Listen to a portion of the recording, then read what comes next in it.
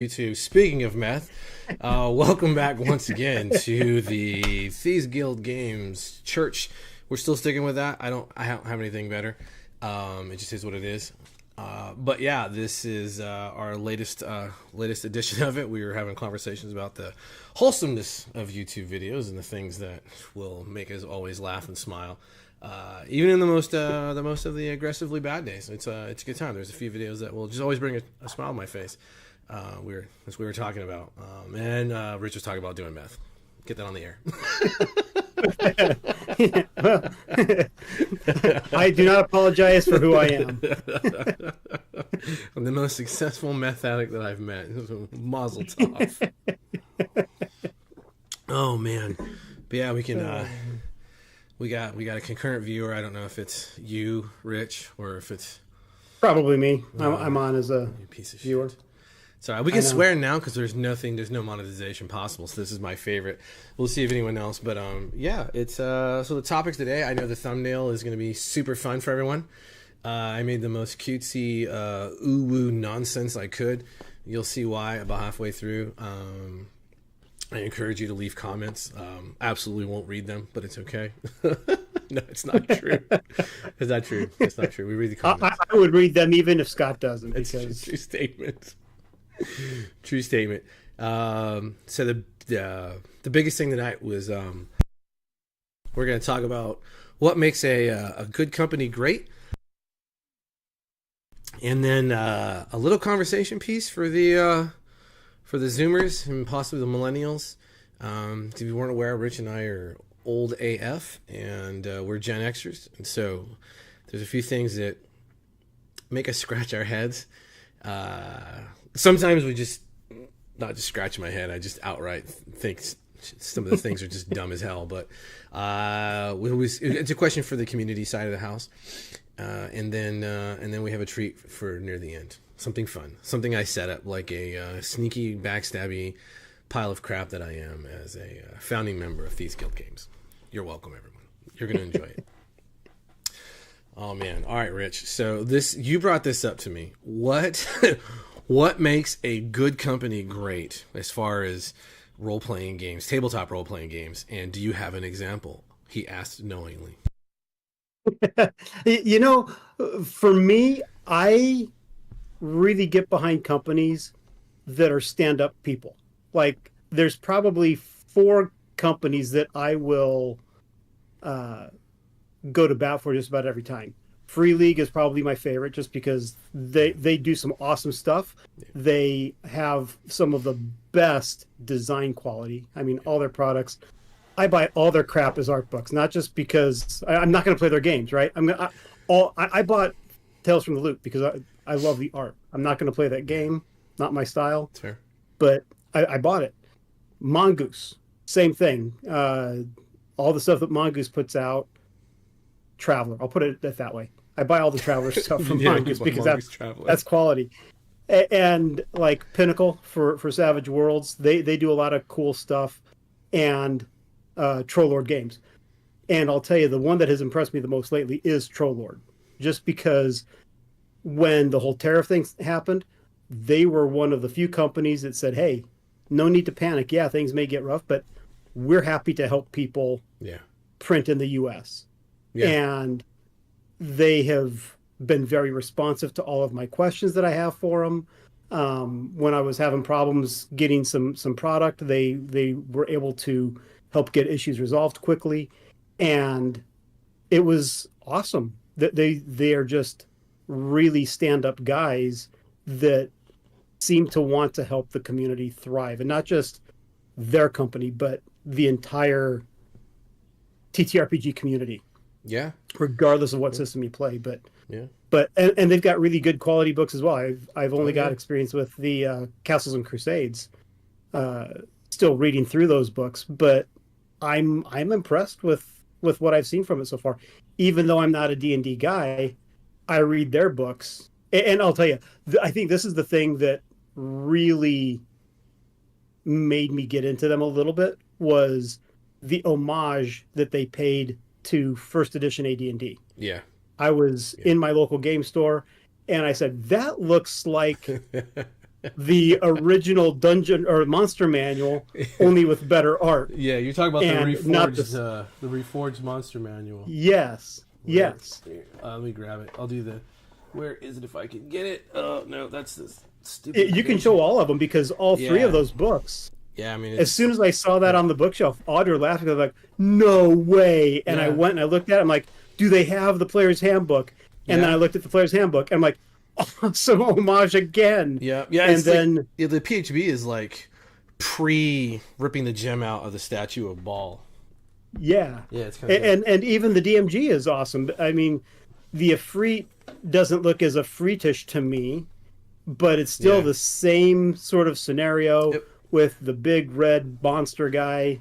Yeah. So I fell in love with those covers, yeah. and eventually, after several weeks of trying to talk myself out of it, going, I'm not going to buy them. I don't need them. Yep. I don't play D&D, Yep. but I couldn't not buy them because the covers are just too awesome. So Yeah. Well, and once you read the system, like another example, like if you're interested in Castles and Crusades, they literally put the PDFs for all their books online for free. It's a stripped down, no art version, but it doesn't matter. It's the entire game for free on their website. You don't have to, find it in piracy and all that jazz. But that's how Steven and them are. Yeah, and like it makes AD&D first edition a playable game.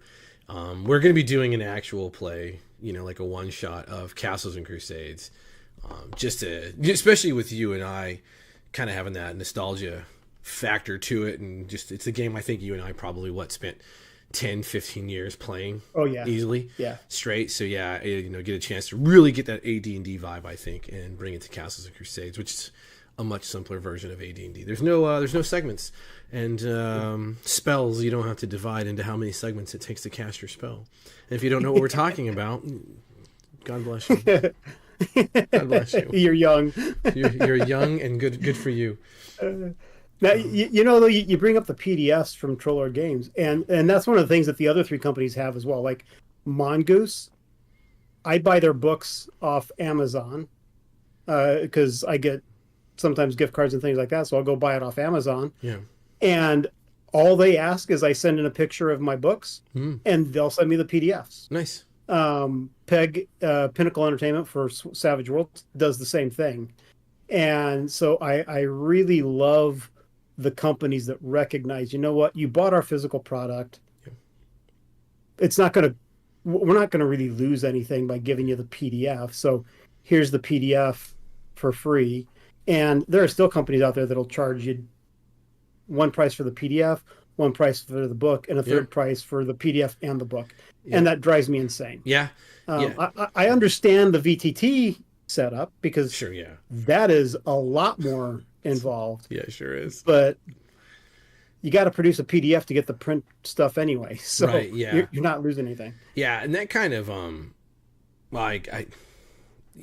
so like the CEO of Trollord Games has personally answered my stupid emails, and you're on them as well. I don't know if you've seen the latest one, but like Stephen Chenell is actually helping us understand not using drive-through RPG and how to use printing in the US. And he's even gone so far as he offered to allow us to do soft copy printing out of Trollord Games' print shop, which is phenomenal, and as and then on top of all of that, like, and he gave us a list of he gave us that other company to check out, and he was like, it wasn't like use us or nothing. He was like, you can use us, or there's another company that we used to use or whatever, and here they are.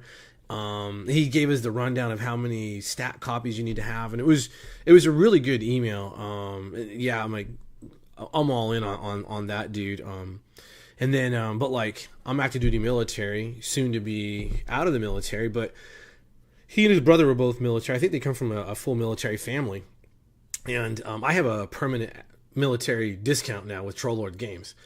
And if you are a military member for deployed, or like, I just left my sailors, back in the duty station as I retire. And I have a couple of my kiddos who role play, they will send them books for free as I understand it. just to the troops that are forward deployed. And I'm like, man, you know, that's awesome. And that military discount is a significant military discount. So much of a discount that it makes me want to buy as much things as possible. I'm probably going to buy the Adventure, the Amazing Adventure box, the starter kit. It's like their version of Savage Worlds kind of thing. And I'm like, okay, I'm curious. You know, I like pulp era stuff. And so it's a multi-genre toolkit. So I was like, yeah, why not? I don't care. It's for the half off discount for what I get. Yeah, that goes to almost nothing. It's the $3 went to nothing in the starter kit. So that's awesome. Yeah. And just to be clear, none of these companies have paid us or even asked us. I mean, this here was just me and Scott talking one day, and I'm like, you know what?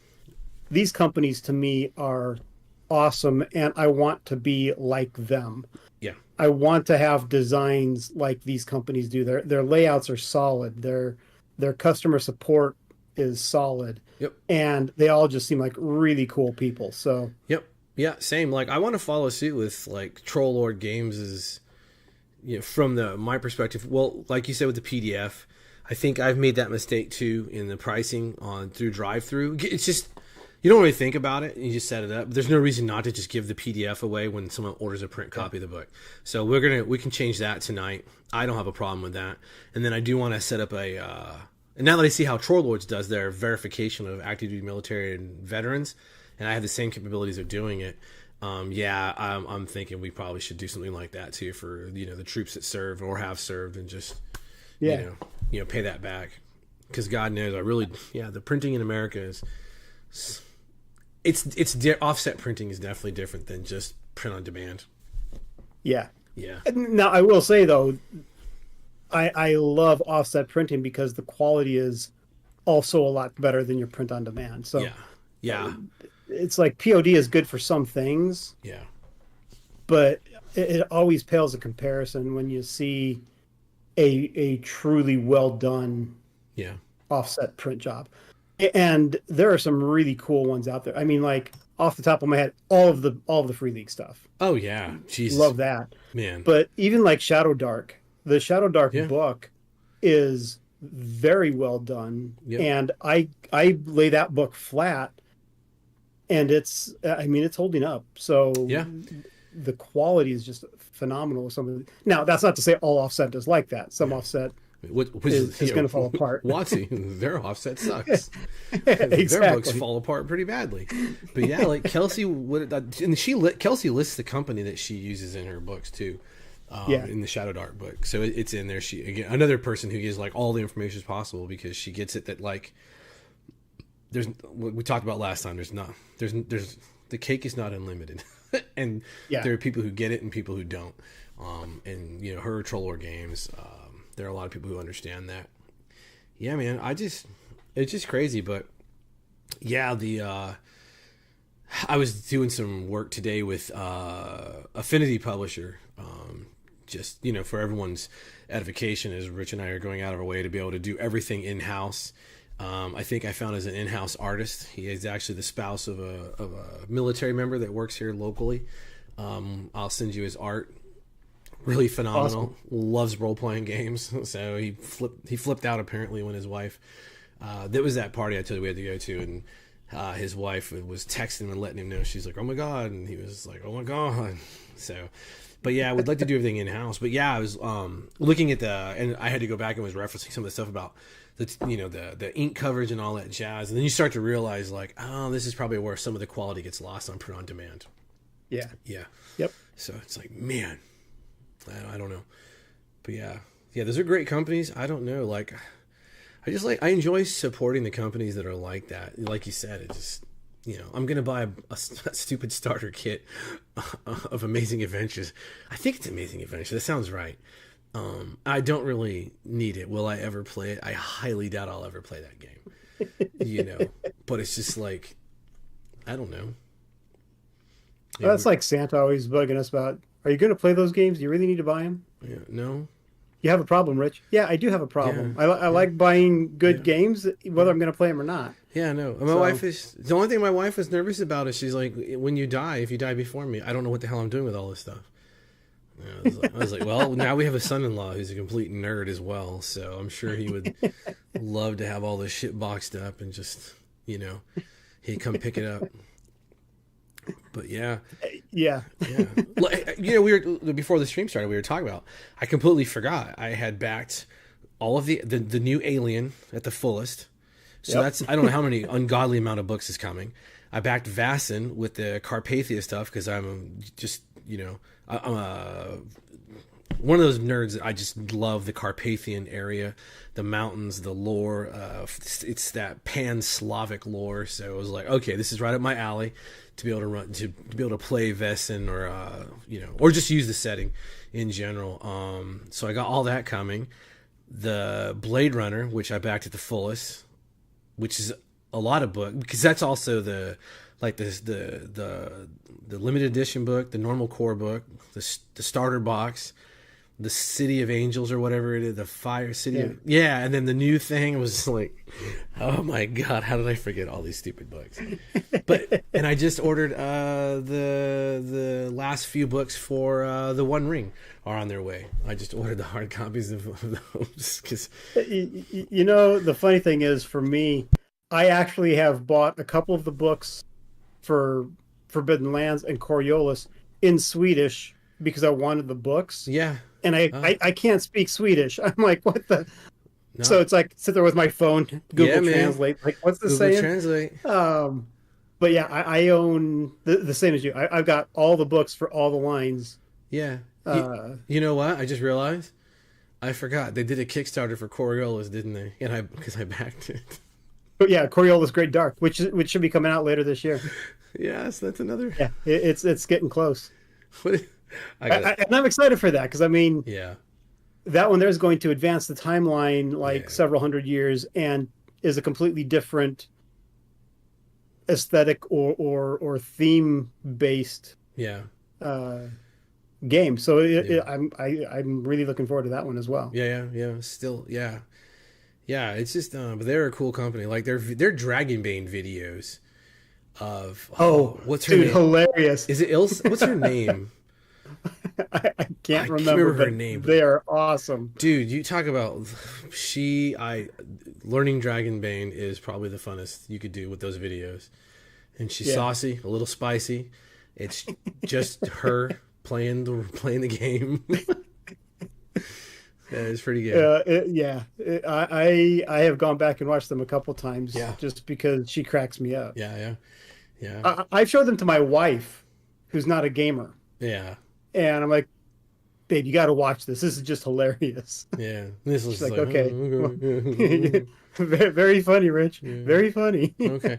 Although I think I have a game. I don't know. Just side topic. I could get Wendy to play Vampire. I now have all my Vampire the Requiem stuff in. Yes, I just can't stop. Actually, Requiem is Vampire Requiem plus Black Lodge Games' descriptions of how vampires and all the settings should work have turned me completely around. They sound less retarded and lame.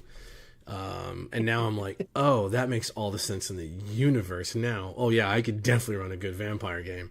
We're not going to sit around and have vampire blood and whatnot and with our pinkies out and discuss, Ecce Homo, as a literary, reference book for the lives of vampires and trying to defeat the beast. No, it's not what we're going to do at all. We're going to be vampires in the utmost. That's awesome. Yeah. Like the best reference movies for vampires that you should be playing is like Blade in the beginning, Suspiria, the Ballet House. What else? There's a couple. I have never even heard of Suspiria. Oh. When Black Lodge was talking about that was the first time I'd ever heard that. Yeah. Like, well, I guess I might have to check that movie out. Good stuff. Those are the real vampire stuff, not the not the Twilight vampires, not the stupid nonsense. But yeah, that might be a decent segue into the second topic. Sounds good. Things millennials enjoy. that I don't understand. Nor do I. I saw the Kickstarters and my eyes rolled to the back of my head, and my wife had to come slap me to make sure I hadn't passed out because I'm like, Yeah. I rolled so hard. Yeah. So we need people to help us understand what the allure is, what the attraction is. But there's the whole cozy RPG genre now that I don't get. No. So, No. like, the first time I encountered it was with the Kickstarter for Bramble Trek, which is Winnie the Pooh. Winnie the Pooh art role playing. And it appears from the Kickstarter there were a lot of people who were excited about it.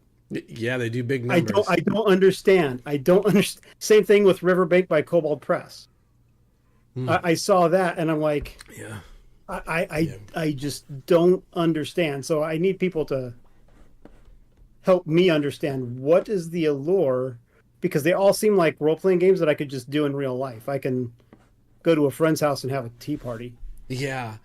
Yeah, like even the art is, and the medium is so important to everything that we do as humans. And yeah, some of the stuff you showed me, I was just like, why? Now, though, I will say the thing that the art for Bramble Truck, I thought did a great job of evoking Winnie the Pooh. Well, yeah. And Riverbank, I saw that and it was spot on. Made me think of like Frog and Mr. Toad or whatever those books used to be called. Yeah. I mean, it was the perfect style for that. Yeah, it's just when I see that and RPG underneath it, I just yes, I eject my soul. And it's I know this is the potential segment of, and we talked about this, is like, oh, the Gen Xers are just going to complain. No, it's just I would not play with you or run that game. Like there's not a chance in hell I would ever do those things, and that's because like I need conflict, and I need to be able to resolve conflict by ensuring evil doesn't win. That probably just translates in the reason I did my job for 30 years, to be fair. It was like we went after evil pieces of shit and made sure they never did bad things ever again. But yeah, like Strixhaven, that was a terrible module, because first off, the little adventure in it, the person who wrote it has no idea of how D&D even works when it comes to like the lethality of the actual game engine. But it starts off your baristas, and it's just like, that's not Dungeons and Dragons. And I know people are like, oh, anything can be anything. Yeah, anything can be anything, just not at my table. And but all these things make money, like you said, man. I don't get it. I need good and evil. I need black and white. I don't believe in like moral subjectivity. I think there's concrete examples of evil in the world, and so I'm gonna throw a scenario out there, yes, and I want you to react. Okay. Good and evil. Mm-hmm. What about a strawberry shortcake RPG? What? Why? Does she have enemies? Oh yeah, that one big blueberry muffin dude, big tall gangly guy. You're killing me right now. No, I just watched way too much TV. when I was a kid. I honestly don't remember those cartoons. I don't know. I don't remember the cartoons. I just remember the characters.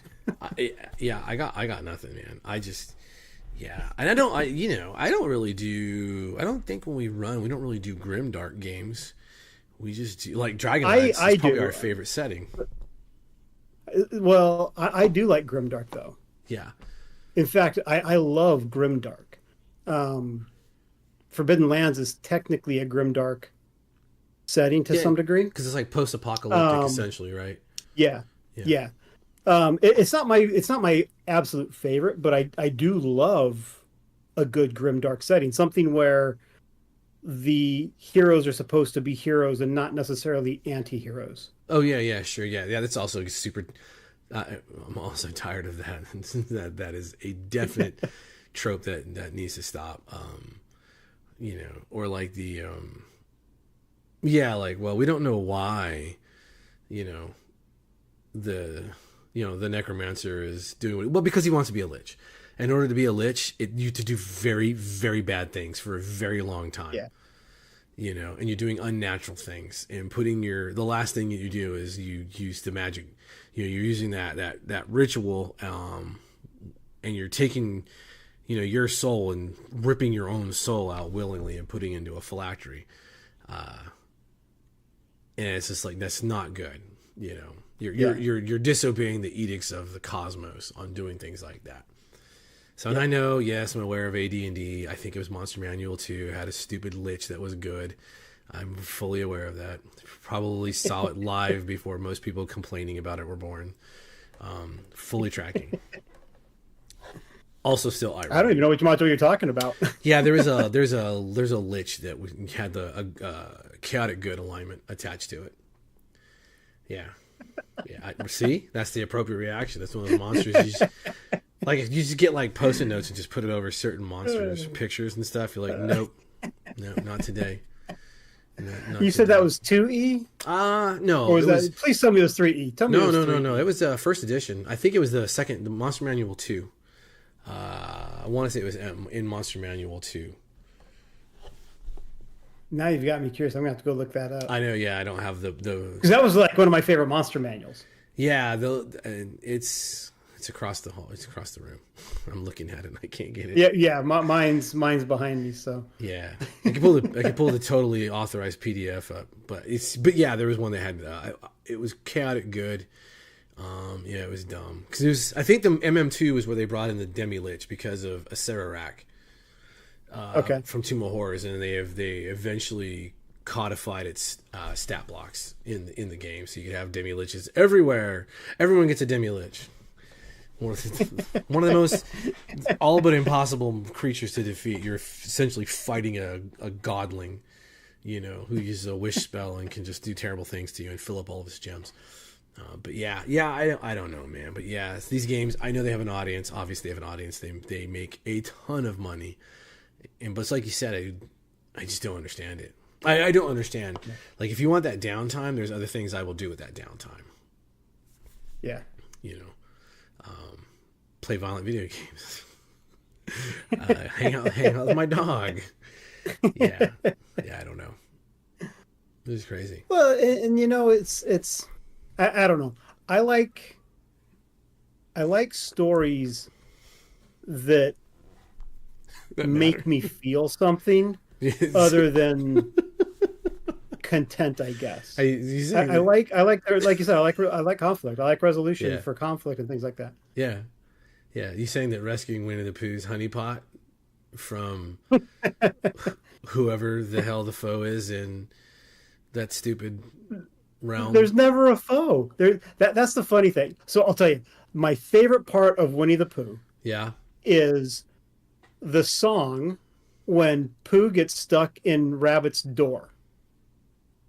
And it makes me laugh because I never really, as a parent, I never thought about it until that song was being sung to my children at a relative's house. Yeah. And somebody without children heard the lyrics, think heavish, think hoish, and out the Pooh will go-ish. And they're like, what the heck are you talking about? I never considered those lyrics in a vacuum. Yeah, sure, yeah. And so, but I mean, all of Pooh's conflict was he's getting stuck in Rabbit's door, or it's a very blustery day. Somebody has some bad honey or something, because then they start worrying about heffalumps. But man. I mean, there were no bad guys in any of the Pooh stories. Now I haven't read the books, but I'm assuming the books are similar to the movies, and so I think they say pretty pure. Yeah. So Pooh has no bad no antagonists. Just usually Pooh versus nature. I mean, I guess he's his own worst enemy. I don't know. Exactly. Yeah, I just zero interest Zero interest in that stuff. I don't know. And anybody who's their own worst enemy, I don't need that energy in my life. Yeah, right. Yeah, like in Christian, he brought up one time, and he said for his generation, because he's a millennial, he said for them, his thought was that life is just perceptively on their end for some of them, that life is so miserable right now, that the idea of just cozy is more welcoming than just another game about killing monsters and shit. And I get that. Yeah. But my response is, so go be cozy in real life with your friends. Yeah. Go be cozy while you murder shit. Like, we played Legend of the Five Rings, and we bought, we went to dude's house, and we sat around the table, cross-legged as best we could, just sitting around a low table. We had sushi, and we were drinking sake for the game. Just trying to get culturally involved and, be like, okay, cool. We're doing that. We're just chilling out because it's a very slow pace. I think L5R is a very slow paced game. But you're more concerned with the words and the deeds than you are with like the fighting and the murdering and stuff. So for me, like L5R is like the adult cozy. It's just like, oh, I don't know, yeah, I don't know. That might be the closest I've ever come to playing in an oddly non-RPG RPG that most people don't even have a real firm understanding of. I don't. I've never even played it, so I have the dice. I don't think anyway, unless you've lived in Japan, I don't think you're gonna really understand how to. And I know it's like, it's not Japan. Okay, sure, Jan. Sure. Just happens to have samurais and Bushido code and Wenju and all that jazz. Sure. Totally not Japan, though. Totally not Japan. Just everything else about the game. Which, even the opening paragraph even says, oh, this is Japan. That's Japan, Asia. I was like, no, it's not Japan. You're literally Japan. You literally have all the same shit in Japan. Now, having lived there for, as long as I did, now I'm like, okay, cool. But like it's little nuances in the game, and I don't know, maybe that's where they love their cozy thing is like. But they don't even do the cozy conflict or anything. I don't really know what happens in the games. And no, I'm not going to read the game because I don't care. I wouldn't even borrow the game. We're curious, right? Yeah, I wouldn't borrow it from the internet library. Is how much I disdain that type of game. Yeah. It's not so I guess here's our invitation. If you're into cozy RPGs, I suppose I should clarify that. If you're into cozy RPGs, tell us what it is about it that attracts you, and what type of conflicts do they have? Because I honestly, I can't imagine an entire RPG of sitting around and drinking tea, and it's like, oh no, we're out of sugar. Is that the type of conflict that we got to go on a quest to get some sugar cubes? Like, I assume you're adventuring in the 100-acre wood, and you're like, oh my god, Eeyore is fucking big sad and requires EMH and refuses to go, and so now we got to go find Eeyore's bows to make Eeyore in a better mood. I'm assuming it's things like that, where it's except the Eeyore's. I mean, that would be every adventure because Eeyore's always in a bad mood. Yeah, so it's depressed. Like, is it just do good deeds just to feel good about yourself, which kind of checks the charts with that generation, for the most part. But yeah, it's just it is a little weird. But the L5R thing I was going to talk about is just an example of a game that also people just don't get, but they will want to play anyway. So in L5R, I was trying to explain it to my wife. She was asking me about. Yeah, I mentioned there's a game. So Japan is like, and the game is like this, and so it's really, I think it's really difficult for Westerners to understand. So let's say 5 of us, we're one form or another of, we're in this band, we're in the Bushido, we're fully into this, samurai, Wenju, whatever. We go to a lord's castle, and the 5 of us are having tea with the lord, and the lord serves you out of a teacup, while similar to the others, is of obviously not the same quality as the rest of the teacups. What do you do? Because that is a very Japanese problem. And that is how L5R should be played. I have no, and I guess that's my problem is I don't know the culture. So it's like, most people don't. Do I take out my knife and cut the dude, or no, because that's straight. That's a death sentence. You're never going to make it past the table because the samurai are too fast. You can't say anything because if you do say something, now you are not insinuating, you're outright stating that the Lord is cheap and is not worthy of being in charge of people. And he's not a good person. And if you don't say anything, you're a fucking coward and you're willing to take it. And so that's the navigational waters. And so what you have to do is the socially appropriate response would be, take the tea and be like, oh, this cup, I love its lineage. It is very, very, very tread and very ancient in its heritage. And essentially you're telling him like, hey bitch, the cup's old and I know what you're doing here, without saying it outright.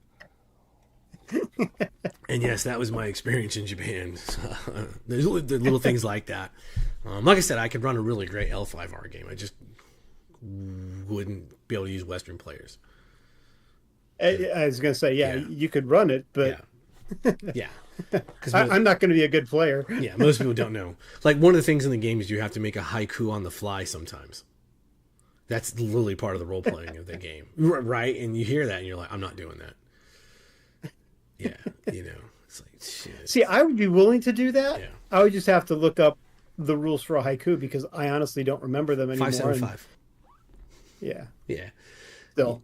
Yeah. It's just, but to me, so L5R is like a real role playing game that is in what is in the realm of cozy, even though it has like monsters and weird, it's like Game of Thrones, but for not Japan. But I still think it's, because of the intrigue and the social gravity of things, it kind of puts it in that cozy realm of like, you spend most of your sessions not actually fighting or doing anything. You spend most of your sessions articulating and hanging out. Okay. And even that's a hard game for me. Oh, it still sounds like a game I'm not going to be interested in. Yeah, 100%. Yeah. Yeah. See, and that's, like I said, I don't know, man. It's just wild. But yeah. Rich's invite is real. We just like to hear people, people get active every once in a while, and we're not trying to crap all over your style of game if this is what it is. Just simply don't understand it. Hey man, I play things people probably don't understand. I told Rich that I played I don't know if we talked about it last time, Call of Cthulhu in Japan. Except when you play Call of Cthulhu in Japan, you're not playing 1930s investigators going out and looking for weird things to undo and to prevent the world until you slowly go crazy. That's not how the Japanese, that is their favorite role-playing game. It is the number one selling role-playing game in Japan. That is not how they play Call of Cthulhu. Call of Cthulhu is played in a manner such as we're going to go to where we go to an all-girls school during the day, and at night we have to do our best to make sure one of our friends doesn't turn into the monster that she really is because she's the daughter of Nyarlathotep and has a hard time controlling it. That is how Japan plays Call of Cthulhu. So that is very eye-opening. I was not prepared for that at all. Did you succeed? No. I don't know what happened. I really don't know what happened. I know. Too much sake. It's just, but it's but for role playing, like a lot of people in the West are always on and on and on about the fourth dimension role playing and all that jazz. But the Japanese embrace it. Like when they play an elf, they're not playing the elf because the elf give them a bonus to their dexterity and their intelligence, or they get to use a sword and now they get to break the rules as a wizard. That's not why. When they play an elf, they're playing an elf. They live to the essence of what it means to be the elf. The same for a character class if they're playing, because D&D is not popular, but they have their own version of D&D. But that's how they role play. Like they get into the character itself. It is the numbers and the mechanics are meaningless for the most part. That was really cool to see. I was just like, oh, I'm at home now. Let's do this. Okay. Yeah, no, we don't care about bonuses. Oh, right. We don't care about, taking the best possible weapon just because it does the most damage. Thank God. Yeah. Well, they don't have to because one of them is an unspeakable horror that shouldn't be. Right. Yeah. Same. But I don't know. Speaking of optimized things, do we want to talk about some of the dirty question that I asked the community? Because that was the first response. Sure. That was the fastest response. So I asked, what are some of the tabletop hot takes from the Thieves Guild Games Discord server? And it was awesome. The very first one, I was dying inside, and it said, "Optimized play sucks." Yes. Correct opinion. Now tell them why they're wrong. Yeah, right. Yeah. I will never say they're wrong. If you're consumed with the numbers on the character sheet, you're probably going to play the character sheet, and you're never going to role play.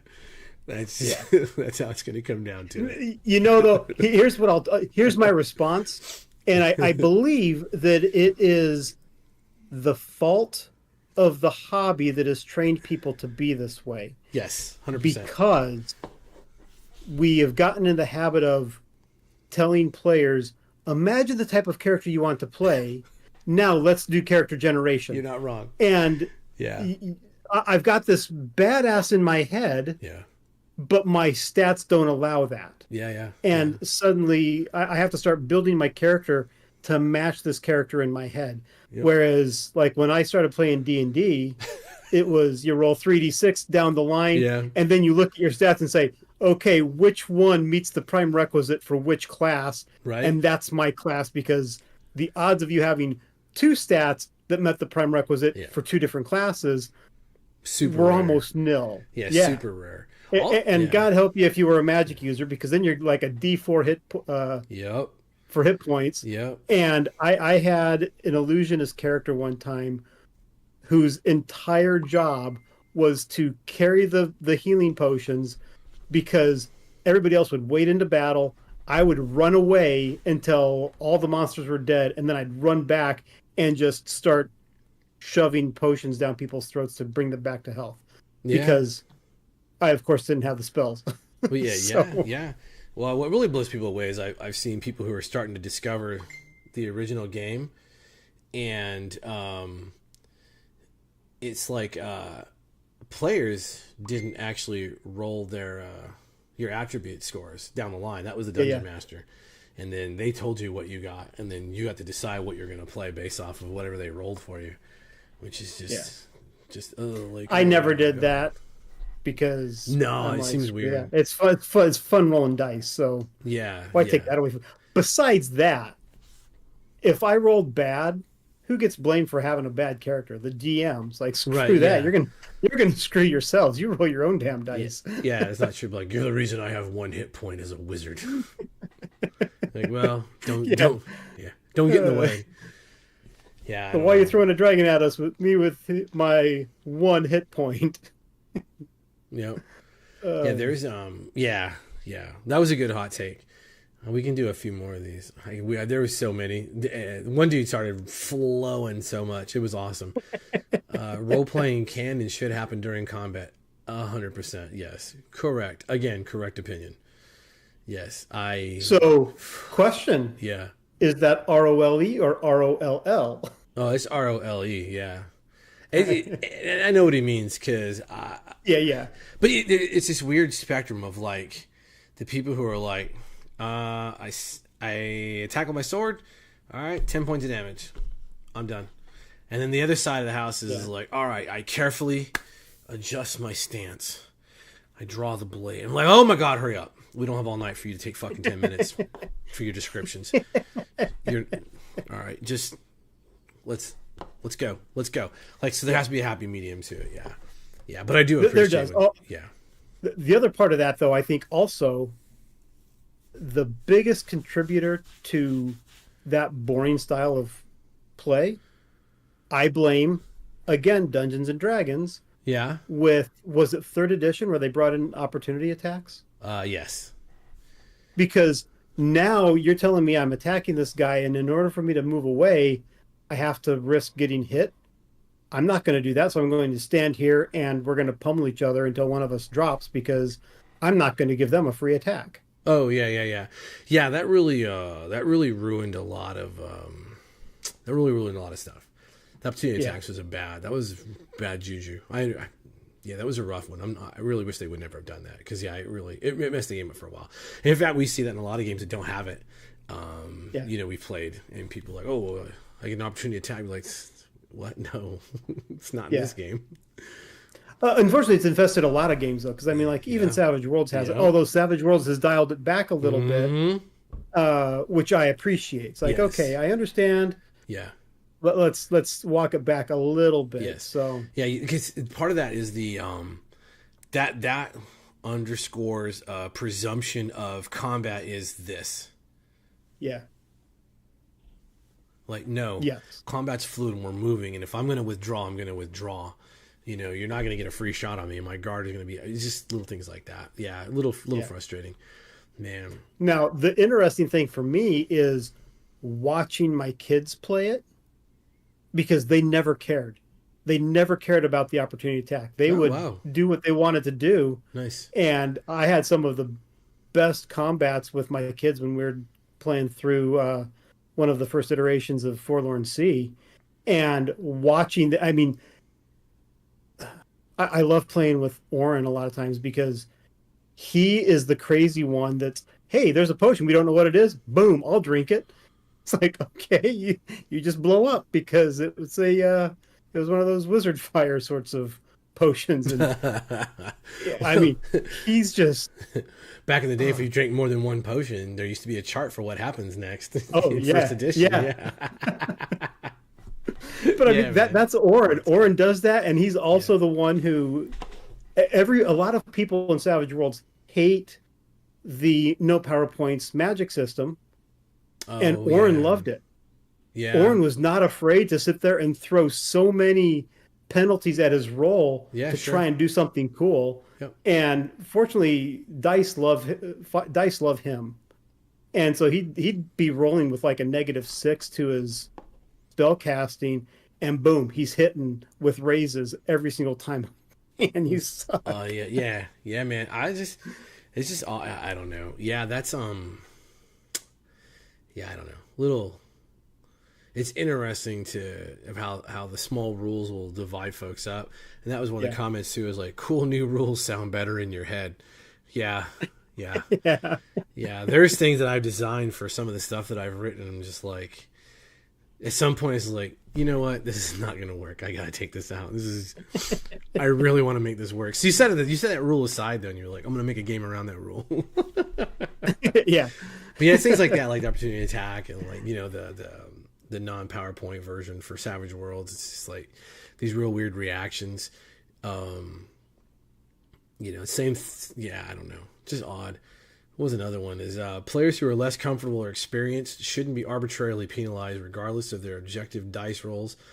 If the same table lets abstract dice rolls replace the need to specifically describe the exact actions being taken in combat, I would say, or in general.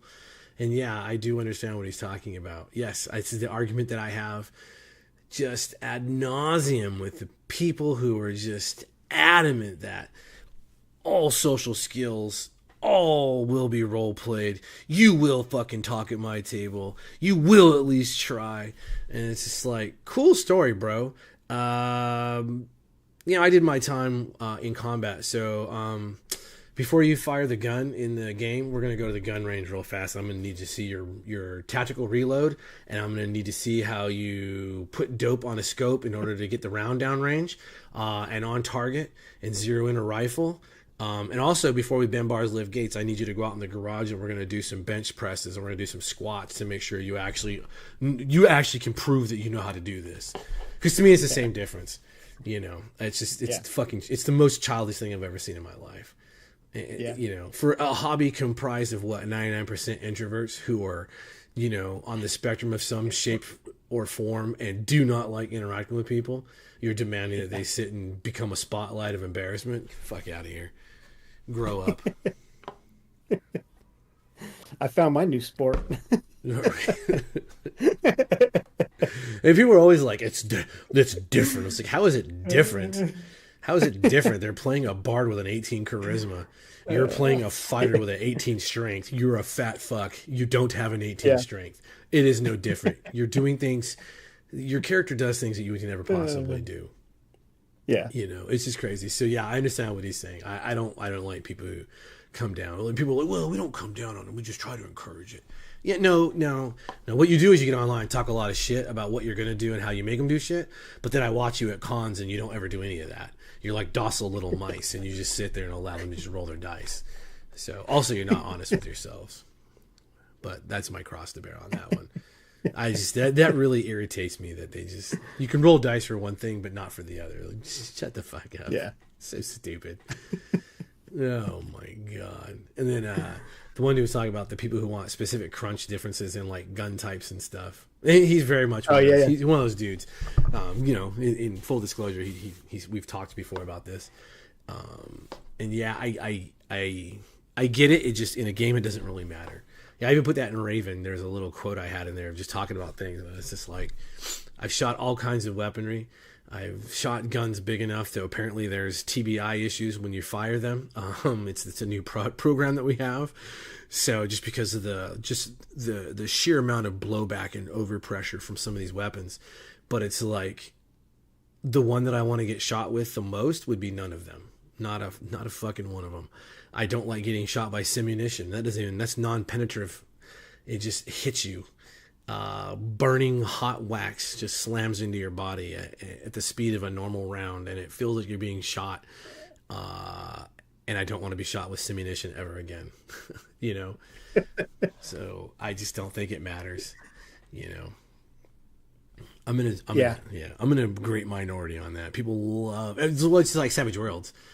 What's the one thing everyone always talks about in Savage Worlds when they first start playing? Well, I don't like the weapon skills. I don't like fighting and shooting by itself. I need shooting rifle, shooting pistol. It was like, oh my god. Yeah. Now I will say though, I find that fun not in Savage Worlds, but in Traveler, because Traveler does have melee unarmed, melee blade. It's all the same. Yeah, they've got. So you have a melee skill. Yeah. But then you have specializations as well. So if you have the melee skill, you at least get to roll without a penalty. But then if you have melee blade, if you're fighting with a blade of some sort of knife or a sword or whatever, you get to add that bonus to your attack roll. Same thing with guns. You've got like slug throwers, energy. Yeah. There's a couple other different types of guns that you can shoot. And so in Traveler, for me, that specificity is part of the fun, because it's such a crunchy game to begin with. Yeah, because like the blade thing is easy. Like, okay, you carry a knife gives you +1 to your attack, your melee attack. Yeah. It's that simple. Like, why have a skill you got to spend points on? And it's just exactly. Like, that's because Traveler was designed in 1970s. Yeah. Yeah, it's just like, Jesus Christ. Well, and it was like one of the first skill-based games. Yeah. I'm not gonna say it was the first, but like D&D was not originally. No, D&D was never a skill-based game. Rules? I'm not sure who beat who out, honestly. Between Empire, the Petal Throne, Tunnels and Trolls, and Traveler, I really just am. Again, I've had a lot of TBI issues, so I'm starting to lose memory of things that don't matter anymore. Yeah, I don't know, but yeah, I mean, I don't know. I get it. I just don't care. A long thing that you put a brown down range. I assume if your character is proficient at firing, my daughter she shot all her life, and there's no difference when she shoots a shotgun or a AR or her lever action. Hell, her crossbow translates pretty evenly across it. Really, it's just learning your ranges and learning, your penalties there. I don't know. Yeah, it's good times. Well, and I think the other thing that people get hung up on is the type of damage each gun does, and they want a huge thing. And I understand. Yeah. If I'm shooting somebody with a 357 versus a 50 cal. Yeah. There's going to be a difference in damage output. Yeah. But there's one thing that Professor DM talks about on his latest video, and that is a couple points going to make that much of a difference in a combat? That was such a good video. Oh man, it was a good video. Oh, You can't. He got me. I was just like, bro. And he was like, if you have to look your spells up, I'm just gonna make up numbers and we're gonna keep going. And I was like, that's what I'm talking about. That's what I'm talking about. I love it. Oh man. All right, we got a whole bunch more of these, but we'll save them and we'll do maybe a little bit at a time. This would be the fun topic, like before when we were doing Dungeons and Dragons trivia and everybody was losing. Yeah. So rough. That's because it was all freaking Forgotten Realms. It really was. And I never. It's like when I played D&D, I never played any of the official campaign settings. We did everything ourselves. Well, I played Dragonlance, but I mean that's because it was best Forgotten. I didn't even play that. I was a kid. Yeah, it's like I never even played that. I had the first 3 modules because I read the novels and the novels were amazing. I loved them. Yeah. And so I'm like, that'd be really cool to get those. But then I tried reading the modules and I'm like, I don't have the energy. So yeah, the modules are nonsense. Stay away from the modules if you play Dragonlance. Stop doing that. Also, stay away from whatever that pile of crap that WotC put out. My God! Again, it's another product where people are like, "What does it matter?" What matters is I've got a bunch of ding dongs running around now who think that their black robe wizard of high sorcery is a knight of Solamnia because a knight of Solamnia is a fucking background, not a character class. That's the problem. That's the problem. Dude, that's hilarious. Yeah, I remember when I read that and I was like, "Knight of Solamnia is a background." No, it's not. No, it's not. Maybe if it was a background for only fighter class, you could just make it a specialty for fighters. Yeah, and paladins. That's all you had to do. That's all you had to do. Give fighters a crown knight and a rose knight, and give the paladins the sword. Yeah, I don't even know. That's not even a fair comparison because to be a rose, you have to go through the order of the sword, which means for at least a hot minute you're skirting with being a paladin, or at least getting spells. But not every rose knight can cast spells. That's the whole thing. We'll cover Dragonlance another time. I should have a Dragonlance. I should have a poster of Ancelon on the wall behind me above Arda. Maybe I'll do that. Maybe I'll drag out the trail map of Arda of Ancelon and hang it up. Yeah, only 2 fantasy worlds I'm really a nerd over. Oh man. But yeah, I don't know. Any I can't think of anything else.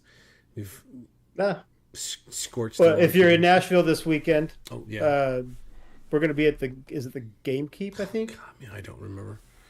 I feel bad. Oh, well, you know what? It is the Game Keep. The Game Keep in Hermitage. Yeah. From 11 till whenever the game ends. Yeah, 11 to 11:30. Yeah. May 17th. Yeah. Yeah. Well, I've seen a couple people on the Discord for the Gamekeep say they're interested.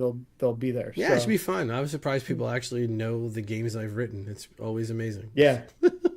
Yeah. I've heard of you guys. I'm like, what? That's gonna go one of 2 ways. But yeah, that'd be fun. Yeah, if you're in Nashville, but for any weird reason before the Saturday and you see this, yeah, it'd be fun. Yeah. And I guess subscribe. We need subscribers. Yeah, subscribe, like, hit the bell, share, hit the bell. Speaking of bells, yeah, just oddities. But yeah, good times. Eventually, we'll get there. Yes. But yeah. All right, and then until next week when we cover, I don't know, we cover alignment. No, just kidding. Next week's thumbnail. Jump in with get Black Lodge on here for as guests. Jesus, well, we can debate them. Oh my God, it was a frustrating dialogue. I'm not going to stay online much longer. It was just frustrating. But yeah. We'll make we'll get a thumbnail going. And we'll be like, it's over. D&D totally done. Yeah, D&D is cooked. Yeah, then we won't talk about D&D at all for an hour. But yeah, until next time, I don't know. Don't steal. Nah. Yeah, there you go. Don't buy it. Don't steal from us. Yeah, I don't care.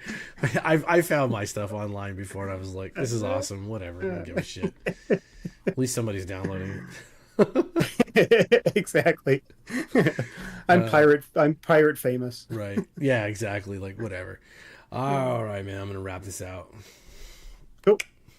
Have a good night.